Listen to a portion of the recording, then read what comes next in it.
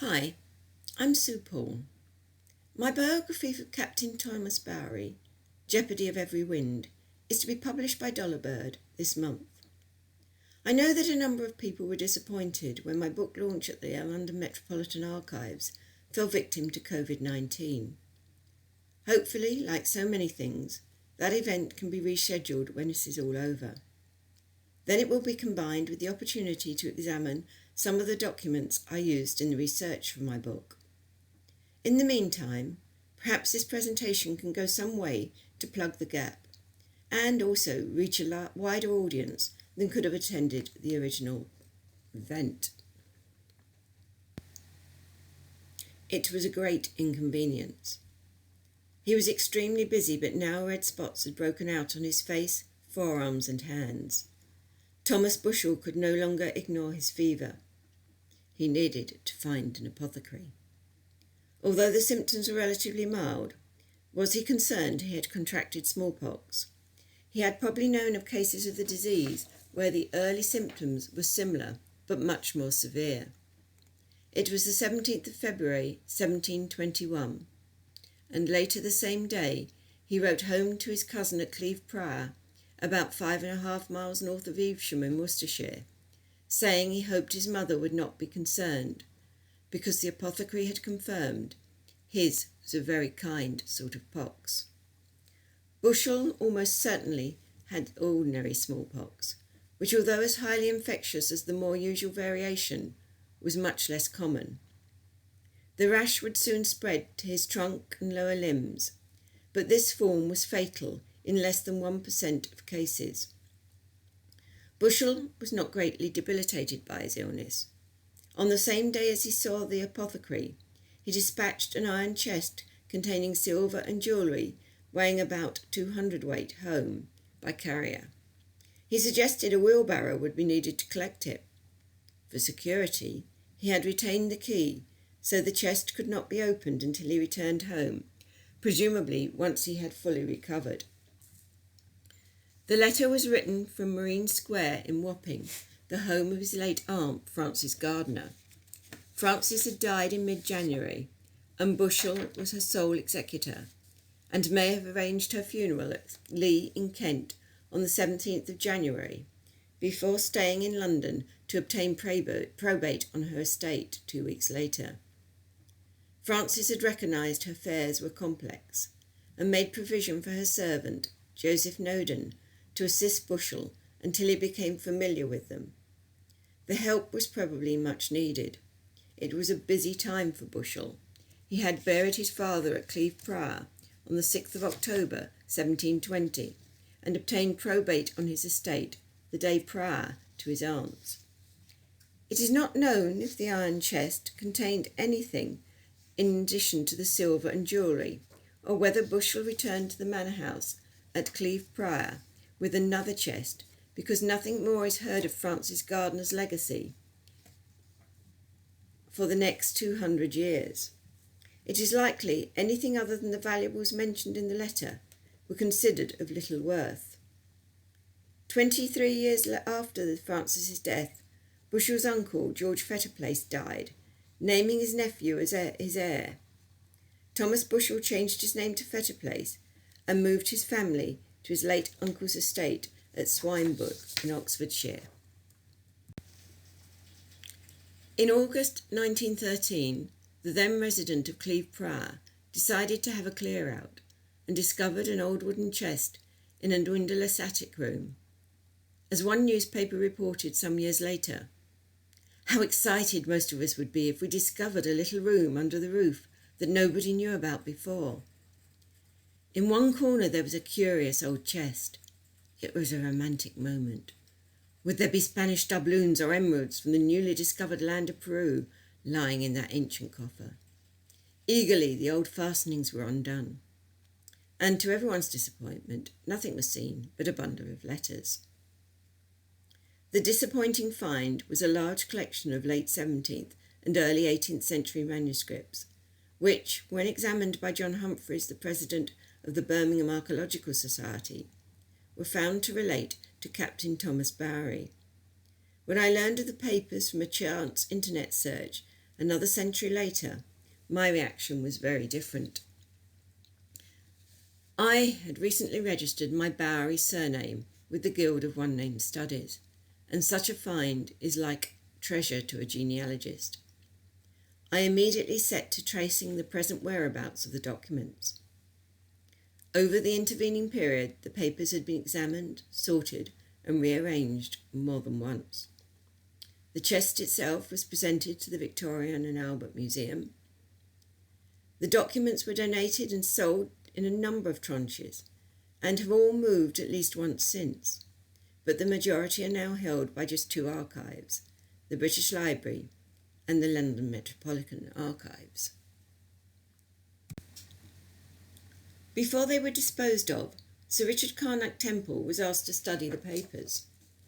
He was born in India in 1850 and died in Switzerland in 1931. His father had been governor of the Bombay Presidency, and his great-grandfather came from the Rivik Carnac family with a long history on the subcontinent. After a long career in the British Indian Army, the Gurkhas, and colonial administration, he retired to England and became a writer. Throughout his life, he was an amateur anthropologist. Temple was the ideal choice to work with the papers. He identified the original owner of the papers to be Captain Thomas Bowery, whose manuscript of A Geographical Account of Countries Round the Bay of Bengal he had edited and published some years earlier. From this manuscript, he knew that Thomas had traded in the East Indies at the end of the 17th century, had published the first Malay-English dictionary in 1700, and had drawn 12 charts and maps then held by the British Library. Temple edited and published some of these papers in 2 books before his death in 1931.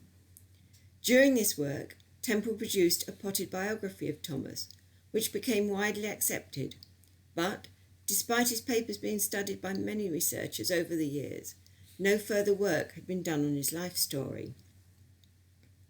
I'm not sure if I ever made a conscious decision to write Thomas's biography. I just eventually realised I must. The more I discovered about him, the more fascinated I became. Not only had I never done anything like this, so that I had to learn how to write, but I needed to access the material from which to work. I booked myself on a non-fiction writing course and set about obtaining copies of all the documents. I'm extremely grateful to the various archives and libraries for allowing me to photograph or purchase copies of all the documents, but this resulted in almost 10,000 images, a monumental task, but at least one I could do from the comfort of home. When I started the research, nothing was known about Thomas's life before I arrived at Fort St George, present-day Chennai, in 1669. But there was a clue within his papers. An early draft will gave his birthday, but not the year of his birth. This was sufficient to identify his baptism in the parish register of St John, Wapping. In fact, the register included 3 separate records of Thomas's baptism, a result of the troubled times into which he was born. During the Republican period, baptisms were disruptive. The English Commonwealth government under Oliver Cromwell had decreed births should be registered instead. Baptisms did take place, but were often not written up until later. This was true for Thomas, who was baptised in the parish church at Wapping on the 23rd of April, 1660. Still over a month before the restoration of the monarchy, the baptism was not written up into the parish register at the time. When his sister was taken to be baptised some years later, his parents probably thought to check that Thomas's was there. It had been missed. The minister then wrote it out of order before his sister's, and tried to add a note on the correct page as well, as many others had been, but got it wrong the first time. The record included Thomas's date of birth, proving that he was barely 10 years old when he started his life in the East Indies. Considerably younger than Temple said he must be. When he departed, probably working as a cabin boy for his stepfather, Captain Samuel Smith, Thomas was escaping a London decimated by the 1665 plague and the Great Fire the following year. On their arrival in Bombay, plans changed, and Smith took on the role of chief engineer, supervising the building of the fortifications of the island, recently leased to the East India Company by the king. Within a month, Samuel had died of dysentery, leaving the young Thomas alone thousands of miles from home. Somehow, he made the journey across the subcontinent to Fort St. George. One wave carried the flimsy boat crashing onto the sandbar. It sat there a short while until the next wave carried it up and over the bar into smoother water. More paddling by the 10 men brought the boat up onto the beach. With a bump, the young Thomas had arrived at Fort St. George. His first sight of his new home was a huge white and red flag of St. George flying over the massive walls of the fort. His ship had anchored offshore in what he would come to know as the Roads. To a child used to the sturdy wherries and lighters of the Thames, the flexible Masulo surf boats used to ferry passengers and cargo ashore were equally scary and exciting. Made of planks sewn together with coir twine and corked with coconut fibre, they had no rudder and were steered by the front 2 rowers. 10 local men paddled the boat slowly towards the shore until the breakers marked the sandbar that made it impossible for larger, less flexible vessels to come ashore. As Thomas walked up the beach, the sand was scalding hot through his thin leather soles of his shoes. Perhaps it brought back memories of walking across the ruins of London after the fire. It forced most of those arriving to hurry to the water gate in the centre of the wall. The gate was defended by a semicircle of 5 battery guns. Once through the outer gate, a path of smooth stones led to an inner one. Through that and the old fort dominated his view. A longer look showed that there were other public buildings, including an exchange. Thatched huts provided warehouses known as godowns to the north of the old fort and shelter for the workers. In the spaces between the huts, the more robust merchandise was stored, and leather tanners, carpenters and wheelwrights worked. Most of the activity was comfortably familiar to him from his time in Wapping. Cattle foraged in the remaining spaces. As Thomas continued walking towards the river, he arrived at houses surrounded by gardens ranged alongside the shore. The streets were clean and lined with beautiful, fine brick and stone mansions, low enough to be protected by the walls. The houses had battlements and terraces, and trees lined the paths up to the doors, framed with Italian-style porticos. The year was 1669, and Thomas Barry had arrived in the East Indies, where he was to live for 19 years as a maverick mariner and merchant on the periphery of the East India Company. This early, the depths of records kept by the East India Company, depending on who was keeping them, and Thomas does not appear in them during his first decade in the East, and it's unlikely that he was employed by them. Little would be known about it if he had not recorded his experiences in his manuscript published as The Bay of Bengal. It was here Thomas described a novel way of smoking tobacco by simply rolling the leaf, lighting one end, and holding the other between the lips. He said the Portuguese called these rolled tobacco leaves charuta. According to the Oxford English Dictionary, this account was the first use of the word cheroot in the English language. Another incident has attracted considerably more interest in the media and elsewhere. If you search on the internet, you will quickly find reports of the Wellcome Trust High Society exhibition in 2011, at which Thomas's handwritten description of his experiments with bang was displayed. The same story had been published in a number of works about drug use. It has been claimed that Thomas wrote the earliest first-hand account of the recreational use of cannabis, although Robert Knox did report the medicinal use of cannabis on Ceylon around the same time. Thomas also describes snake charming and sati, widow burning, during this period. However, this book does not simply record Thomas's experiences. It has also become an extremely valuable source for the early days of the English in the East Indies. Before British rule, the company's presence in India was tenuous and depended on agreements with local rulers, and they were often caught up in local disputes. For example, Thomas describes being besieged at Fort St. George and narrowly escaping a rebellion at Junk Ceylon, that's modern-day Phuket. Having escaped the tumultuous events back home, Thomas was looking for some security, and making his fortune was part of his plan. He set about learning how to be both the mariner and merchant.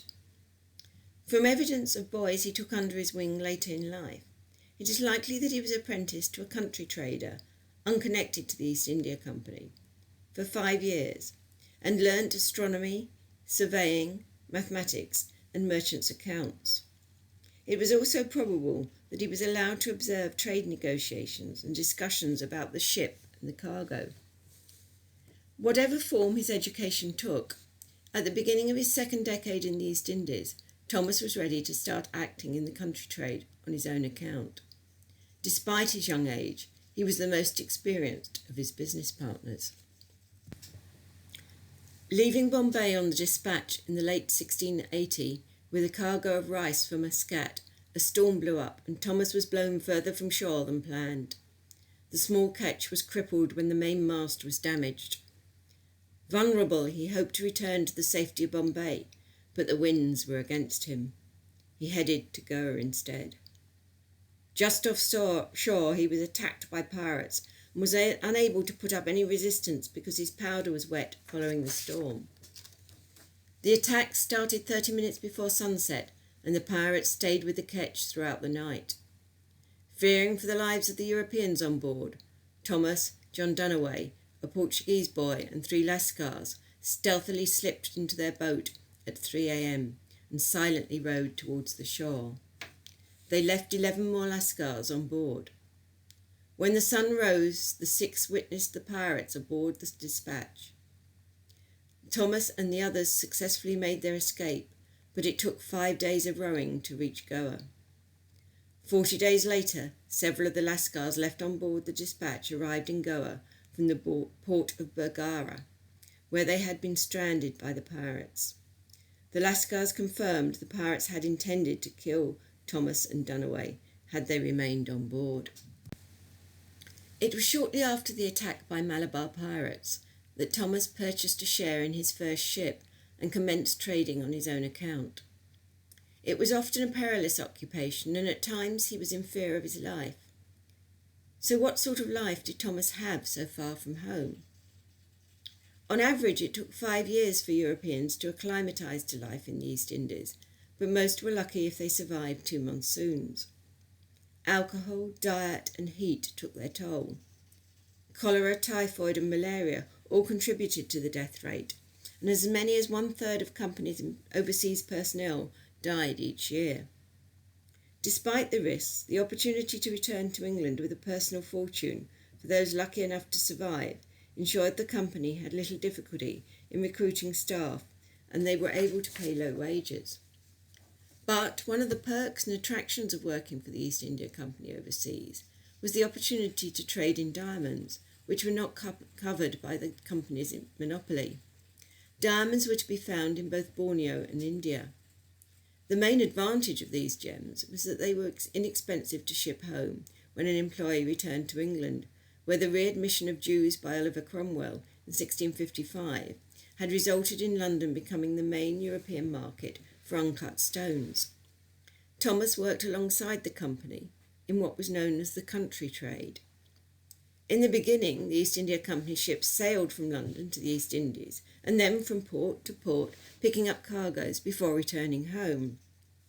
They would unload their outward cargo at Surat and call at one port for the finest textiles, another for the best pepper, and so on, picking up goods close to where they were produced. In this, they were following the long-established Asian trading routes. However, it was a slow process. Navigation in the region was restricted by the seasons. The company captains also lacked the long-term relationship with the merchant communities that the local traders had. Very quickly, this system gave way to the country trade. by which smaller ships carried out regional trade in Asia and ferried goods to one of the major factories for transshipment to England. Although some of these country ships were operated by or contracted to the company, most were privately owned and outside their supervision. In 1661, the company decided to withdraw from the inter-Asian trade completely, and from the mid-17th century, there was a growing community of Englishmen settled in the ports of East Indies, willing to take employment wherever offered. Similarly to company employees, it was possible for a successful country ship's captain to amass a large personal fortune, especially as in addition to supplying the East India Company ships returning to England, the free merchants dealt in certain types of goods to ship home on their own account. Although building enduring relationships with many individual company employees, those in the country trade were barely tolerated by company officials. Despite these difficulties, Thomas succeeded in building a modest fortune, allowing him to plan his return home to England. But what was that trade? The arrival of the European country trade stimulated and changed the patterns of trade in the region. Spices may have been the primary reason for the creation of the East India Company, but its first profitable business was in exotic cloth. The serious rivalry in the spice trade with the Dutch and the Portuguese, as well as the risk of piracy, resulted in each voyage requiring a minimum number of ships in order to enable the fleet to defend itself. The first company voyage returned with so much pepper, the market was flooded with a consequential detrimental effect on prices. On subsequent voyages, only sufficient spices were purchased to fill one ship. Other trade goods were required to fill the others, and the company began importing both painted and printed cotton fabric into England. Even as late as the mid-18th century, Indian textiles provided 60% of the company profits. The muslins and hand-blocked fabrics were an important part of this trade in textiles. This was the opposite of what the government had wanted when the East India Company was established. At the time, England's main manufactured product was high-quality, heavy, woolen broadcloth, and the East India Company was seen as a huge new market for this. The company's charter obliged them to include a substantial portion of broadcloth in its exports. This objective had one huge flaw. Heavy woolen broadcloth was unsuitable for the Asian climate. The result was that rather than supporting English industry, the company damaged it by importing Indian fabrics into England. The climate was not only the only impediment to selling English cloth. The centuries-old Indian textile industry was sophisticated. They produced products in great demand throughout the Malay archipelago. These cloths were an important element of the established trade routes of the Indian Ocean long before the arrival of the Europeans. Indian production ranged from plain, functional, hand-woven cotton cloth and garments to exquisite, luxury hand-printed or embroidered silks and the finest sheer muslins. They were experts in dyeing cloth, which went through a complex, multi-stage, multicolour dyeing process that remains valued today. The printed fabrics from the Western India were amongst the first imported into England. They were of inferior quality, and very quickly the company switched to the Gujarat cottons, embroidered in coloured silks. These textiles were a luxury fashion item. Wealthy customers were looking for exclusivity and novelty. The earliest imports were in the styles made for local use in Asia, but soon European designs were copied. New designs, patterns and colours were wanted each year. Thomas developed a good commercial understanding of the textile market, and before he returned home, would spend some time in Porto Novo, having cloth dyed to his own specifications. Towards the end of Thomas's time in the East, he entertained the reformed pirate William Dampier at his house at Aceh. Thomas was at Aceh because he was being frustrated by the changing company rules about who could export which goods to England, rules that company officials ignored when it came to their own goods. William Dampier was a disillusioned pirate who had recently determined to complete his voyage round the world and had arrived at Aceh with 2 accomplices. Impressed by Thomas's kindness, the 3 decided to visit his home first. The invitation may not have been the altruistic act it initially appeared. As so often, Thomas kept his long-term objectives in mind. By the time Thomas met Dampier, he was in a nervous state. More than anything, he wanted to get his fortune home safely. Was Dampier seen as a means to this end? He proposed that Dampier accompany him on a voyage to Persia. He was not honest about this, withholding his plans to sell his ship there and take the overland caravan to Aleppo, from whence he intended to make his way home. If he did this, Thomas would not need to entrust his valuables to others or risk them being taken by pirates. He needed to spend longer in Aceh to complete his business, but Thomas was nervous about his ship being attacked whilst he was there. England was at war with Siam, and when the heavily armed ship of the Siamese ambassador arrived in the port, Thomas set off for the Nicobar Islands, taking along Dampier and his friends as crew members. They were forced back after a few days by the weather, but by that time a number of English ships had arrived in port, and Thomas felt secure enough to remain. Throughout the short voyage, Dampier and his friends were too sick to do any work, yet Thomas paid them well, giving each man 12 gold coins. The amount paid was the equivalent of 15 English shillings, approximately a month's wages for a sailor at the time. Still hoping to talk Dampier into sailing with him to Persia, Thomas again invited him to his house and entertained him with wine and good cheer. Despite Thomas's generosity, Dampier chose to sign onto the crew of one of the other English ships. By the time Thomas arrived back at Fort St. George, his plans had changed yet again, but for the final time. He would sail for England on the Bengal Merchant. Thomas had left goods with a business partner, requesting him to sell them and invest the proceeds in goods from China or Bengal, or diamonds, if possible, or if all else fails, to send his money home by ship. Everything was in place for his return to England after 19 years. He was now 29 years old and ready to marry. The priority of a man of Thomas's age at the time was to make a good marriage, and there is some evidence that he had planned to marry his cousin Elizabeth Gardiner on his return to England. But, for whatever reason, in 1691 he married her younger sister Mary instead. Because of this, I like to believe that it was a love match. Similarly to his baptism records, there were 3 records of his marriage: the couple's marriage settlement, the licence, and the parish register. Thomas had spent the years since his return preparing for his future life, including very many visits to his tailors, and gradually, cautiously, repatriating his wealth from the East. At a time when 2 or 3 copies of the same letter were sent on separate ships because of the risk of them not reaching their destination, Thomas used a mix of gold, diamonds, and trade goods, all wrapped in waxed cloth bundles with a seal applied, spread over many sailings. But consequently, it took many years. Until sufficient of his money arrived home, Thomas needed to make a living and keep himself occupied.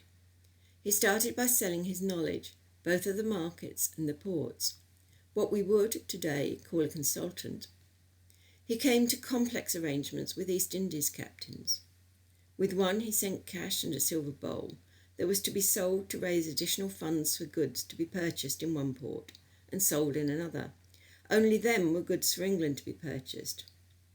Not content with his own deals, Thomas was also to receive a percentage of the captain's profits. But he never returned to the East himself.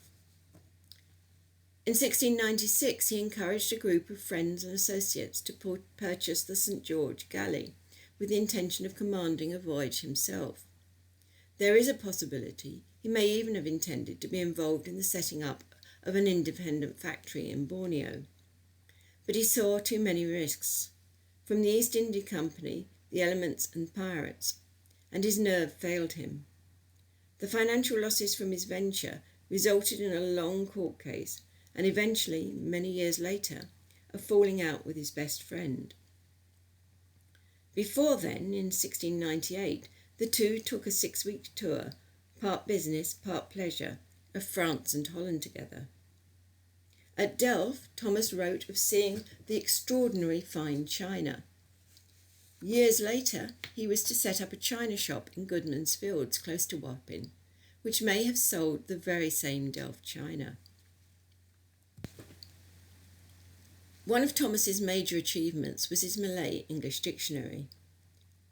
In a region where many languages were spoken at this time, the Malay language had been the lingua franca for centuries, especially for trade. On his long and tedious voyage home from India, Thomas started writing his dictionary. Once in England, he traded contacts and novelties with Thomas Hyde, the Bodleian librarian and Orientalist, in return for his help with the dictionary. This first ever Malay English dictionary was published in 1701, but was not the end of his relationship with Hyde. They were working on dictionaries of many of the languages of India when, unfortunately, Hyde died and the project came to an end.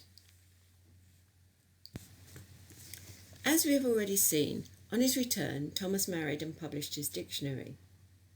Following the debacle of the St. George Galley, he took advantage of the trading privileges accorded to owners of shares in the new, or English, East India Company, and invested in trading voyages. Many of these ventures were also failures. For example, the Prosperous was taken by pirates at Madagascar, and in 1707, Thomas gave evidence to a House of Commons committee about this piracy, providing evidence of the risky nature of voyages between England and the East Indies.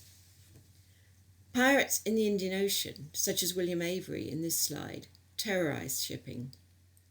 Other of Thomas's ships were taken by privateers, blown up, and otherwise lost. But the most infamous of Thomas's ventures was that of the Worcester. In 1701, Scotland and England were separate political entities, despite sharing a monarch. The Scottish economy was suffering following a number of disastrous adventures. Late in the year, Thomas, with a group of friends and associates, chartered the privately owned Worcester for a 16-month trading voyage to the East Indies under Captain Thomas Green. The Worcester arrived on the Malabar coast of India on the 14th of November. Despite positive news sent home, independent reports suggested they did poor trade before being forced to Bengal for repairs. They departed for England a year after arriving in India. At the Cape of Good Hope, the Worcester waited for a convoy for the remainder of the voyage. Thomas had warned them to be careful of hostile French privateers by avoiding the English Channel on the return voyage, instructing that they should sail round Ireland with an armed escort. They left the Cape with a Dutch convoy, but the ill-fated ship again sprung a leak and was not able to keep up with it. Alone, they sailed west of Ireland and round the north of Scotland, thankfully arriving safely at Fraserburgh on the 19th of July 1703. But most of their gunpowder had been ruined by water, and Green needed to get to Edinburgh in order to repair his ship, restock with gunpowder, and await a convoy to Newcastle. Despite the dangers, the Worcester, laden with pepper and other valuable cargo, arrived safely at the Firth of Forth on the 28th of April and moored in the Leith Road. Meanwhile, Scottish fortunes had continued to deteriorate. In desperation, they dispatched the Speedy Return in an attempt to trade themselves out of their financial difficulties, but the ship was taken by pirates at Madagascar. As a last resort, the Scots Company purchased the Annandale for a voyage to attempt to recover a cargo previously lost in the Malacca Strait. While the Annandale was being fitted out on the Thames, the East India Company arranged for her to be seized. The desperate Scots were bent on revenge. Back in Leith, while Green and his senior officers and many of his crew were ashore, Roderick Mackenzie tricked his way on board and seized the Worcester and her cargo on behalf of the Scots Company, despite knowing full well that the Worcester was not an East India Company ship. Not content with the ship, Mackenzie ensured that Green and most of the crew were later arrested for piracy, robbery and murder. The Scottish newspapers, reporting both fact and rumour, declared the prisoners guilty, linking the circumstances of their trial to the ongoing constitutional conflict between Scotland and England. Despite the Speedy Return not being named in the charges, it was generally believed that its loss was due to Green and his crew. On the 14th of March, all the accused, with the exception of one, were found guilty, and the vehemence of the mob ensured that Green and 2 others were hanged. The incident demonstrated to politicians on both sides of the border the strength of Scottish public feeling about their overbearing neighbour. The 2 governments were shocked into trying to find a solution to the schism, and before the year was out, Queen Anne ordered her commissioners to start working on full union between the 2 nations. On the 6th of March 1707, the Queen gave her assent to the Act of Union, one of the terms of which was the winding up of the Scots Company. This incident stirred up much ill feeling at the time and continues to excite interest in certain quarters today. When the old and new East India Companies merged as a united company in 1708, the trading licences provided to shareholders in the new company came to an end. Ever cautious, Thomas ceased his shipping ventures. Unlikely ever to retire, he turned his energies to dreaming up other schemes until his deaths. All purported to be to encourage or improve trade, in the main the trade of the United Kingdom. But underneath them all was the objective of making money for himself. They included such a variety of subjects as new copper coinage, proposals to reduce piracy in the Indian Ocean, the East African slave trade with the East Indies, and a scheme for the South Sea Company to establish settlements in South America to facilitate the East Indies trade, in collaboration with Daniel Defoe. But none of these came to anything. Although the South Sea Company was set up to promote trade, in reality its primary purpose was to relieve government debt, as this particular share purchase certificate demonstrates. It shows that Thomas's investment was used to repay a very specific debt. Thomas' detailed plans for the establishment of trading settlements were ignored, and famously the company would eventually fail dramatically as the South Sea bubble burst. Thomas continued scheming up until the end of his life, frustrated and exhausted. Having survived 19 years in an area where most Europeans died within 2 monsoons, he died aged only 53 in the city of his birth. But what caused the relatively early death of this seemingly robust man? Thomas and Mary had bathed and taken the waters regularly at Bath and Tunbridge Wells.